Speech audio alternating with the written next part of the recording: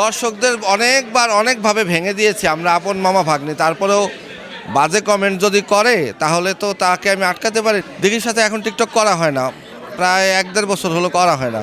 Normally ছবি টবি তোলা হয়, পারিবারিক যোগাযোগ আছে, কিন্তু ওই মিডিয়াতে অত বেশি আমরা আগের মতো ভিডিও ছবি করি না। কন্ট্রোভার্সি হয় যে আমি এর সাথে এর কি, কেন এরা ভিডিও করে, এই ধরনের লেখালেখি কমেন্ট, বাজে কমেন্ট আসে আমাকে দিয়ে।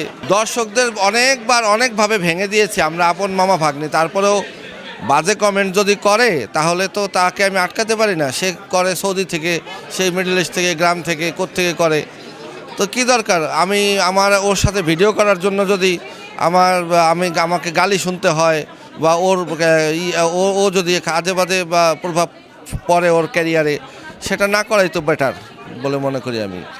ফেসবুকে কন্টেন্ট দেই তো আমি খুব কম, মানে আমার প্রফেশন না যে কন্টেন্ট করে ইনকাম করা, ওইটা আমি আমার নিজের ভালো লাগার জন্য যে কন্টেন্টগুলো করি ওগুলো আপলোড দিই, খুব কম, মাসে 2-4টা দিই। ফেসবুক মনিটাইজেশন হয়েছে?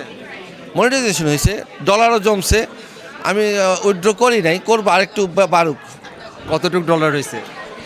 আমার হিসাব নাই, 400 মতো দেখেছিলাম আমি। এই টাকাটা উইথড্র করি, হয়তো দেশের বাইরে গেলে খরচ করব, কোথাও ঘুরতে গেলাম মালয়েশিয়া টালেশিয়া, তখন উইথড্র করে খরচ করলাম।